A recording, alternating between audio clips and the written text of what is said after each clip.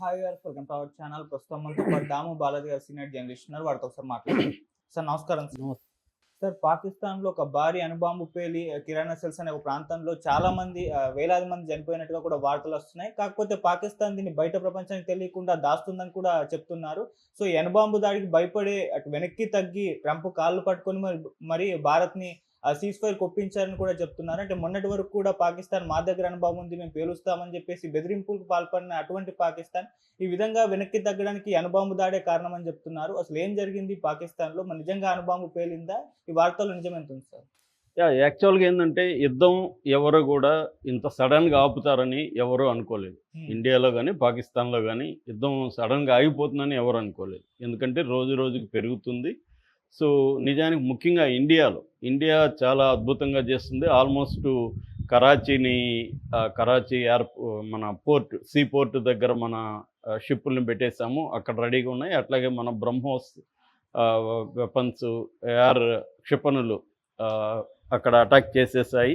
So దాదాపు వాళ్ళ 11 air బేసెస్ని ధ్వంసం చేసేసాయి. సో ఇంకా యుద్ధం అనేది ఇంకొక 2 రోజులు జరిగితే అసలు పాకిస్తాన్ భూభాగంలో కంప్లీట్గా మనం ఆక్యుపై చేసుకుంటాం అన్న పద్ధతిలో మోడీని సపోర్ట్ చేసే ఛానల్స్, మీడియా విపరీతంగా ఊదరగొట్టాయి. సో అందువల్ల ఎవరు కూడా సడన్గా యుద్ధం ఆగుతుంది అనుకోలేదు. ఎవరైనా యుద్ధం వద్దంటే కూడా వాళ్ళ మీద దాడులు చేసిన ఇది మనం చూసాం.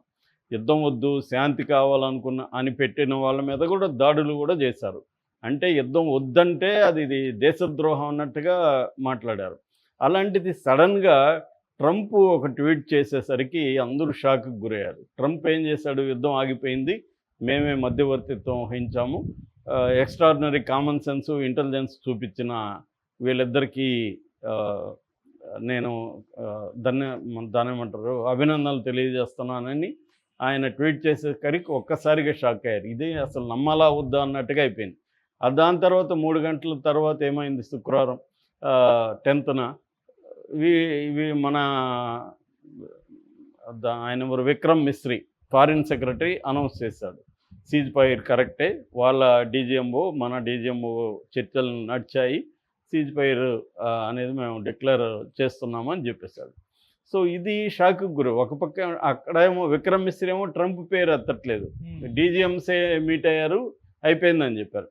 కానీ డీజీఎంస్ మీట్ అవ్వడం వెనక ట్రంప్ ఉన్నాడు. ట్రంప్ ఇటు జేడీ వ్యాన్స్ ఏమో మోడీతో మాట్లాడుతున్నాడు, అటు మార్కో రూబియో ఏమో పాకిస్తానీ ప్రధానమంత్రి షెహబాజ్ షరీఫ్తో కానీ జనరల్ అసీం మునీర్తో కానీ మాట్లాడుతున్నాడని వార్తలు వచ్చాయి. సో ఇది షాక్కి గురి చేసింది. దీని తర్వాత అందరూ కూడా ఏంటంటే ఈవెన్ మోడీని సపోర్ట్ చేస్తున్న వాళ్ళు కూడా దీన్ని నిర్ణయాన్ని వ్యతిరేకించారు. ఎందుకంటే మనం ఏ రకమైన షరతులు కండిషన్లు లేకుండా యుద్ధాన్ని విరమించడం కరెక్ట్ కాదు. మనం ఎందుకు యుద్ధాన్ని విరమించాలి? మనం మంచి పొజిషన్లో ఉన్నాం కదా, పాకిస్తాన్ దెబ్బ 2 రోజులు పోతే పాకిస్తాన్కి కాళ్ళబేరానికి వస్తుంది, అప్పుడు మనం కండిషన్లు పెట్టచ్చు. ఎందుకంటే మనకు అక్కడ తీవ్రవాదులు చాలామంది ఇంకా అక్కడే ఉన్నారు. మన దావుద్ ఇబ్రాహిం ఉన్నాడు, టైగర్ మెమూన్ ఉన్నాడు, తర్వాత మసూద్ అజర్ ఉన్నాడు. ఇలాంటి చాలామంది లష్కర్ ఇ తోయిబా అండ్ జైష్ ఇ మొహమ్మద్, ఈ 2 ఆర్గనైజేషన్కి సంబంధించి చాలామంది ఉన్నారు కదా, వాళ్ళెవరు అప్పగించట్లేదు మనకి. ఏ రకమైన కండిషన్స్ పెట్టకుండా మనం ఎందుకు యుద్ధాన్ని విరమించాల్సి వచ్చింది అన్నది చాలామందికి వచ్చింది. దాంతో కొంత గ్యాప్ తర్వాత మోడీ ప్రభుత్వం మేల్కొన్నట్టు కనబడుతుంది. మేల్కొని రకరకాల కథనాలని బయటికి తీసుకురావడం అనేది జరిగింది. అందులో ఇప్పుడు ఒక స్టోరీ వైరల్ అవుతుంది. ఆ స్టోరీ ఏంటంటే మన బ్రహ్మోస్ క్షిపణి అక్కడ పాకిస్తాన్లో కిరాణా హిల్స్ అనే ప్రాంతంలో మన వాళ్ళు అక్కడున్న న్యూక్లియర్ స్టోరేజ్ ఫెసిలిటీ మీద అటాక్ చేశారు. అవి ధ్వంసం అయిపోయినాయి. అందులో లీక్ కూడా అయ్యి చాలామంది చనిపోయారు. దాంతో భయపడి వాళ్ళు ట్రంప్ కాళ్ళు పట్టుకొని సరెండర్ అయిపోయారు అన్న ఒక కథనాన్ని బయటికి తీసుకొస్తున్నారు. దీన్ని అఫ్సెల్గా ఎవరు ఖండించట్లేదు. ఖండించట్లేదంటే కన్ఫర్మ్ చేయట్లేదు.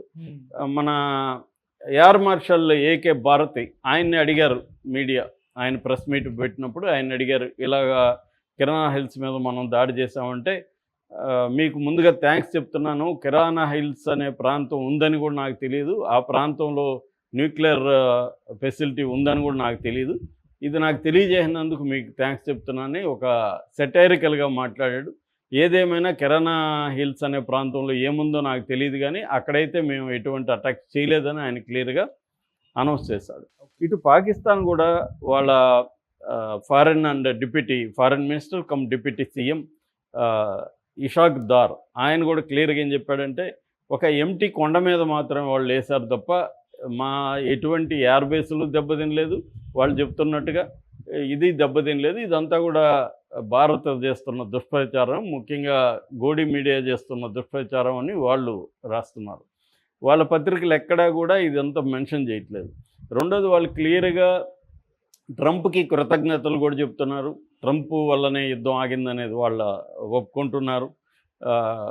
తర్వాత వాళ్ళు థ్యాంక్స్ గివింగ్ డే అంటే దేవుడికి కృతజ్ఞతలు తెలిపే ఒక రోజును కూడా సక్సెస్ డేని జరుపుకున్నారు. సో క్లియర్గా మేము సక్సెస్ అయ్యాము యుద్ధంలో అని వాళ్ళు చెప్పుకుంటున్నారు.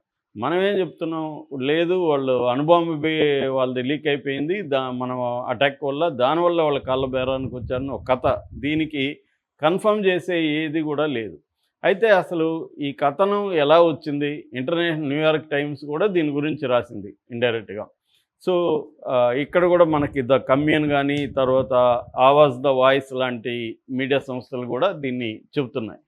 అసలు ఏం జరిగింది, నిజంగానే అక్కడ న్యూక్లియర్ ఫెసిలిటీ ఉందా అనేది మనం చూసినప్పుడు, యాక్చువల్గా కిరాణా హిల్స్ అనేది సర్గోదా అనే ఒక ప్రావిన్స్లో ఉంటుంది పాకిస్తాన్లో.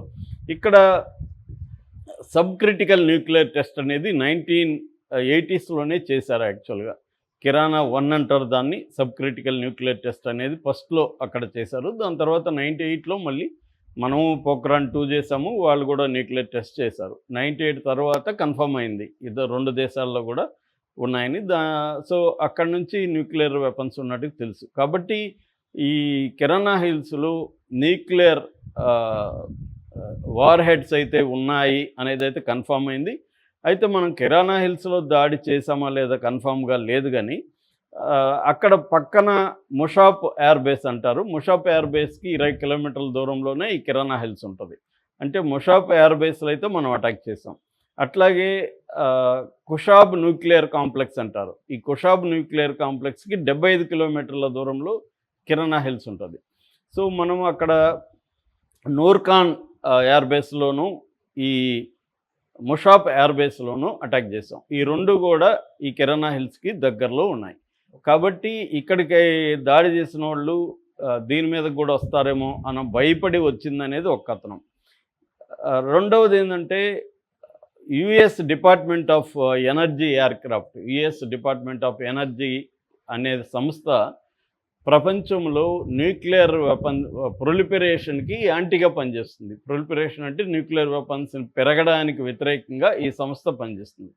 ఈ సంస్థ ఎయిర్క్రాఫ్ట్ బీచ్ క్రాఫ్ట్ B350, ఈ బీచ్ క్రాఫ్ట్ B350 అనే ఒక ఎయిర్క్రాఫ్ట్ ఇస్లామాబాద్లో రావల్పిండిలో తిరిగిందని చెప్పి ఆ విజువల్స్ కూడా కొన్ని న్యూయార్క్ టైమ్స్ లాంటివి వేశారు, వాళ్ళతో మాట్లాడారు కూడా.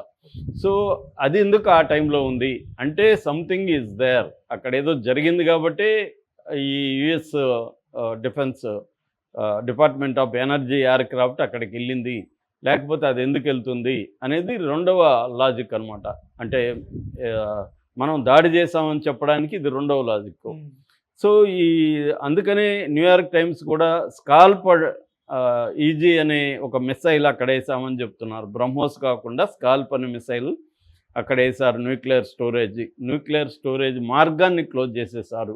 అంటే దీన్ని బట్టి పాకిస్తాన్ ఇప్పటివరకు ఏంటంటే ఒక బెదిరింపులు చేస్తుంది. మా మీదకి మీరు అటాక్ పెంచితే, ఎస్కలేట్ అయితే మేము న్యూక్లియర్ వెపన్స్ వాడతాం. ఎందుకంటే వాళ్ళు ఫస్ట్ యూజ్ పాలసీ అనేది వాళ్ళకు ఉంది. వాళ్ళు మొదటిసారిగానే న్యూక్లియర్ వెపన్స్ వేయదలుచుకుంటే వేయచ్చు. ఇండియాకి ఫస్ట్ యూజ్ పాలసీ లేదు, మనది సెకండ్ యూజ్ పాలసీ. మన మీద ఎవరన్నా వేస్తే మనం వేస్తాం తప్ప మనమై ఫస్ట్ వేయమనేది మనకున్న పాలసీ. కాబట్టి పాకిస్తాన్ ఈ బెదిరింపుల్ని చేస్తూ ఉన్నది. ఇండియా ఏం చేసిందంటే, ఈ బెదిరింపుల్ని ఆపడం కోసమే మేము అనుకుంటే మీ న్యూక్లియర్ కూడా పనిచేయదు, దాన్ని ఆ ఫెసిలిటీస్ మీద కూడా మేము అటాక్ చేయగలం, మూసేయగలం అనేది వీళ్ళు డిసైడ్ అయ్యారు అని చెప్పడానికే వీళ్ళు అటాక్ చేశారనేది ఒక కథనం.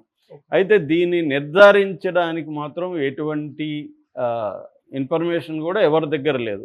ఇది ఒక ఊహాగానంగానే మనం చెప్పచ్చు. ఇప్పటివరకు కన్ఫామ్ అవుతుండేది ఏమంటే ఈ కిరాణా హిల్స్కి దగ్గరలో 20-25 కిలోమీటర్లో ఉన్న ముషాఫ్ ఎయిర్ బేస్ కానీ నూర్ ఖాన్ ఎయిర్ బేస్ని మాత్రం మనం అటాక్ చేసాం. అంతవరకు కన్ఫామ్.